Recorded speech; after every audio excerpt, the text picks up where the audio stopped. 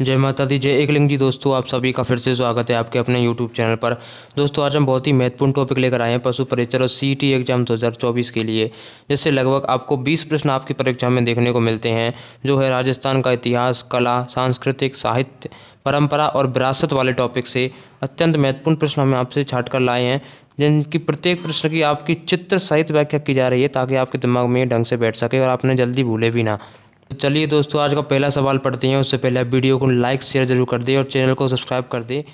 दोस्तों, आज का पहला सवाल है, किस अरब यात्री ने गुर्जर प्रतिहार शासक सम्राट मेहर भोज को इस्लाम का सबसे बड़ा शत्रु बताया? Option A Suleiman, Abdul Razzaq, Al Biruni या इनमें से कोई नहीं। तो यहाँ पर है ऑप्शन ए बिल्कुल सही होगा। जो सुलेमान शासक था, जो 851 ईस्वी में हिंदुस्तान में आया था, और उसने अपनी यात्रा वृतांत में लिखा था कि इस समय इस्लाम का कोई सबसे बड़ा शत्रु है, तो वो है गुर्जर प्रतिहार शासक सम्राट मेहर भोज। और इन जैसे शासकों की वजह से ही मुसलमानों को लगभग 300 साल और लग गए थे हिंदुस्तान में घुसने को। अगला सवाल है, गुजरात के शासक बहादुर शाह ने मेवाड़ पर किस वर्ष आक्रमण किया था? 1440, 1527, 1534 और 1702 ईस्वी में। तो गुजरात के शासक थे सुल्तान बहादुर शाह, और यहाँ का सुल्तान था मालवा का सुल्तान। तो जब उन्होंने गुजरात के सुल्तान ने मालवा के सुल्तान को यहाँ पर हराया था बहादुर शाह ने, और वो सन थी 1534 ईस्वी। तो ऑप्शन सी यहाँ पर बिल्कुल सही होगा। चित्र में आप देख सकते हैं मेवाड़ के अंदर ये जिले आते थे। अगला सवाल है, निम्न में से किस ब्रिटिशर ने राजस्थान के लिए सर्वप्रथम राजपूताना शब्द का यहाँ पर प्रयोग किया था? तो यह था सन 1800 ईस्वी में सर्वप्रथम राजस्थान के लिए राजपूताना शब्द का प्रयोग किया था जॉर्ज थॉमस ने। ऑप्शन ए यहाँ पर बिल्कुल सही होगा। राजस्थान में राजपूत युग का समय कब से कब तक माना गया है? 3वीं शताब्दी से 6वीं, 6वीं से 10वीं, 7वीं से 12वीं, 13वीं से 17वीं।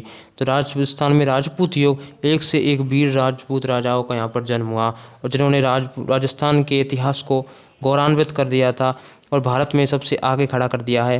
जितना इतिहास पूरा भारत का नहीं है, उतना अकेला इतिहास हमारे राजस्थान का है। तो राजपूत युग कहा गया है, ऑप्शन सी यहाँ पर बिल्कुल सही होगा। 7वीं शताब्दी से 12वीं शताब्दी के मध्य के युग को राजपूत युग कहा गया है। अगला सवाल है, चित्तौड़गढ़ में त्रिशु नारायण मंदिर का नामकरण किसने करवाया था? चित्तौड़गढ़ के अंदर चित्तौड़ का जो किला है उसके अंदर ये मंदिर स्थित है, त्रिशु नारायण मंदिर या त्रिभुवन नारायण मंदिर भी इसे बोलते हैं। तो इसका नामकरण या फिर निर्माण कराया था राजा भोज ने। कब कराया था ये भी पूछ सकते हैं, तो वो होगा 11वीं शताब्दी के अंदर। अगला सवाल है, चौहान वंश के किस शासक को राय पिथौरा कहा जाता है? वाकपति राज, विग्रहराज चतुर्थ, अजयराज और पृथ्वीराज चौहान। पृथ्वीराज चौहान, ऑप्शन डी यहाँ पर बिल्कुल सही होगा, जिनको अंतिम हिंदू सम्राट भी बोला जाता है। दिल्ली में इन्होंने राय पिथौरा दुर्ग का निर्माण भी कराया था, और मुस्लिम अतिक्रमणकारियों ने जब जब हिंदुस्तान में घुसने की कोशिश की थी तो उन्होंने जमकर विरोध किया था। अगला सवाल है, रणथंभौर के चौहान वंश की नींव किसने रखी थी? तो रणथंभौर के अंदर चौहान वंश की नींव किसने रखी थी? पृथ्वीराज चौहान, जिनको बोला जाता है राय पिथौरा, उनके ही पुत्र थे यहाँ पर गोविंद राज। ऑप्शन ए यहाँ पर बिल्कुल सही होगा, जिन्होंने रणथंभौर में आकर यहाँ पर चौहान राजवंश की नींव रखी थी। अगला सवाल है, किस राजपूत शासक के काल को राजपूती कला व वास्तुकला का स्वर्ण युग कहा जाता है? और एक सवाल और पूछा जाता है कि किस मुगल शासक के काल को मुगल कला एवं वास्तुकला का स्वर्ण युग कहा जाता है? तो देखिए, राजपूत शासक के बारे में पूछा जाए तो यहाँ पर होंगे हमारे महाराणा कुंभा जी, जिन्होंने विजय स्तंभ और कई मंदिर, तालाब जैसों का निर्माण कराया था, और भगवान एकलिंग जी के मंदिर का भी जीर्णोद्धार उन्होंने करवाया था। यहाँ पर मुगल शासक के बारे में पूछा जाता है तो यहाँ पर उत्तर होगा शाहजहाँ, जिसने ताजमहल का निर्माण कराया था, जो विश्व के 7 अजूबों में से एक है, और उसने वास्तुकला में अपना बहुत महत्वपूर्ण योगदान दिया था। अगला सवाल है, महाराणा प्रताप के मुस्लिम सेनापति हकीम खां सूरी का मकबरा कहाँ स्थित है? देखिए, महाराणा प्रताप हिंदू होकर भी इनके सेनापति थे हकीम खां सूरी मुस्लिम, और जो उनके विरुद्ध जो हल्दी घाटी का युद्ध लड़ा गया था अकबर के खिलाफ, तो अकबर मुस्लिम था और उसका सेनापति मान सिंह था हिंदू। तो दोनों में देखो कितना सेम है, मतलब एक हिंदू है और उसका सेनापति मुस्लिम है, और इधर मुस्लिम है तो उसका सेनापति हिंदू है। 18 जून 1576 को हुआ हल्दी घाटी के युद्ध में यदि हकीम खां सूरी का वर्णन ना किया जाए तो ये वर्णन अधूरा ही रहेगा, क्योंकि ये ऐसे वीर योद्धा थे जिनकी वीरगति प्राप्त हुई थी। तलवार के साथ ही इनकी मृत्यु बताई जाती है, और ऐसा बोला जाता है कि जब इनको दफनाया गया था तो तलवार के साथ ही दफनाया गया था। अब उनसे पूछा है कि मकबरा कहाँ स्थित है, मकबरा इनका हल्दी घाटी का जो दर्रा है वहीं पर इनका मकबरे का निर्माण किया गया था, जो है खमनौर थाने के अंदर यहाँ पर पड़ता है। जिला पूछा जाए तो राजसमंद, तो ऑप्शन ए यहाँ पर बिल्कुल सही होगा। हमारे वीर शिरोमणि महाराणा प्रताप के चरणों में मेरा कोटि कोटि नमन। अगला सवाल है, किस मुगल शासक ने जयसिंह को मिर्ज़ा राजा की उपाधि दी थी? अकबर, जहांगीर, शाहजहां और औरंगजेब। एक और सवाल यहाँ से पूछा जाता है कि ऐसा कौन सा राजपूत शासक था जिसने तीन मुगल शासकों का शासनकाल देखा था, यानी जिसकी आंखों के सामने तीन मुगल शासक गद्दी पर बैठे थे, तो वो कौन था? वो यही थे मिर्ज़ा राजा जयसिंह, जिनको उपाधि दी गई थी। किसने दी थी ये उपाधि? ये दी थी शाहजहां ने। क्यों दी थी? क्योंकि एक दिन शाहजहां ने मुगल सेना के नेतृत्वकर्ता के रूप में मिर्ज़ा राजा जयसिंह को भेजा था गोलकोंडा और बीजापुर की विजय को प्राप्त करने के लिए और अपने मुगल शासक को और बढ़ाने के लिए। तो यहाँ पर उन्होंने सफलता प्राप्त की थी जयसिंह ने। उसी से खुश होकर जब ये वापस आए तो शाहजहां ने इनको उपहार में दिए थे चाकसू और अजमेर के परगने, और ये उपाधि दी थी इनको मिर्ज़ा राजा जयसिंह की, जिनकी मिर्ज़ा राजा की उपाधि दी थी। ऑप्शन सी यहाँ पर बिल्कुल सही होगा। दोस्तों, हर क्वेश्चन आपको डिटेल से समझाया जाएगा चित्र सहित, ताकि आपको अच्छे से समझ में आए। तो यदि आपको वीडियो अच्छी लगे तो आप वीडियो को शेयर ज़रूर कीजिएगा। जयपुर के कछवाहा वंश में सर्वाधिक अवधि तक शासन किसने किया था? देखिए, कछवाहा वंश जब आ जाता है तो तब वहाँ पर आकर जयपुर के शासकों को ही कछवाहा वंश के शासक थे या आमेर के शासक थे। देखिए, मिर्ज़ा राजा जयसिंह, जो जैसा मैंने अभी आपको बताया था, जिसको मिर्ज़ा राजा की उपाधि दी थी शाहजहां ने, मिर्ज़ा राजा जयसिंह का काल या उन्होंने शासन किया था वो सर्वाधिक शासन है जयपुर के अंदर। लगभग 1621 से इन्होंने शासन किया था और 1667 तक इन्होंने शासन किया था। इनका शासनकाल माना जाता है, यानी लगभग 46 वर्षों का इनका शासनकाल माना जाता है, जो सर्वाधिक है। और जो बोला जाता है इन्होंने 3 मुगल शासकों का अपना शासनकाल देखा था, वो थे जहांगीर, शाहजहां और औरंगजेब। इन तीनों को इनको आंखों के सामने गद्दी पर बैठे हुए देखा है। एकमात्र ऐसे राजपूत शासक हैं ये। अगला सवाल है, महाराणा राज सिंह ने औरंगजेब के विरुद्ध किससे विवाह किया था? पद्मावती, पद्मिनी, चारुमती और अंजलि।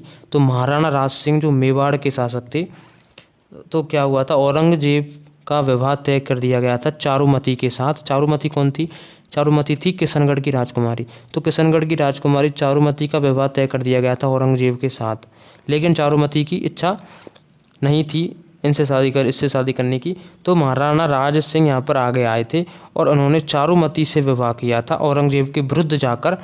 तो ऑप्शन सी यहाँ पर बिल्कुल सही होगा। शादी कब की थी? ये 1660 ईस्वी के अंदर। अगला सवाल है, जीज मोहम्मद शाही व जयसिंह कारिका नामक ग्रंथ की रचना किसने की थी? तो देखिए, पहले हम देख सकते हैं जयसिंह कारिका यानी किसने की थी? राजा जयसिंह ने, जो आमेर के शासक थे। और यह है मोहम्मद शाही, यानी उसके समकक्ष जो शासक था उस समय मुगल, वो कौन था? मोहम्मद शाह। तो उनके नाम पर एक ये ग्रंथ है मोहम्मद शाह, और अपने नाम पर है ये जयसिंह कारिका। तो ये 2 ग्रंथ हैं। और ये ऐसे पूछा जाता है कि ये कौन से ग्रंथ हैं, तो ये होंगे ज्योतिष ग्रंथ, जिनके ज्योतिष के बारे में इस ग्रंथों में लिखा गया है। किसने की थी? आपको नाम से ही पता चल रहा होगा, जयसिंह आ रहा है। तो option A Mirza Raja Jaisingh, option A यहाँ पर बिल्कुल सही होगा। अगला सवाल है, ईसरलाट का निर्माण किसने कराया था? देखिए, ईसरलाट है क्या, आप चित्र में देख सकते हैं।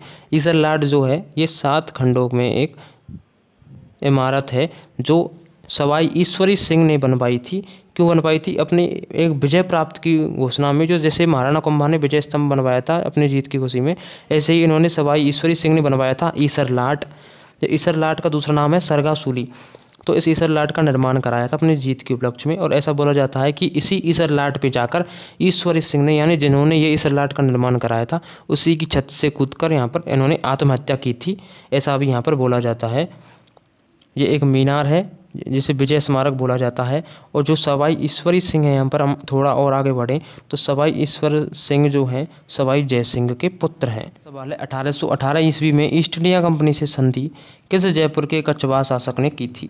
सवाई प्रताप सिंह, पृथ्वीराज, महाराजा जगत सिंह और महाराजा विष्णु सिंह।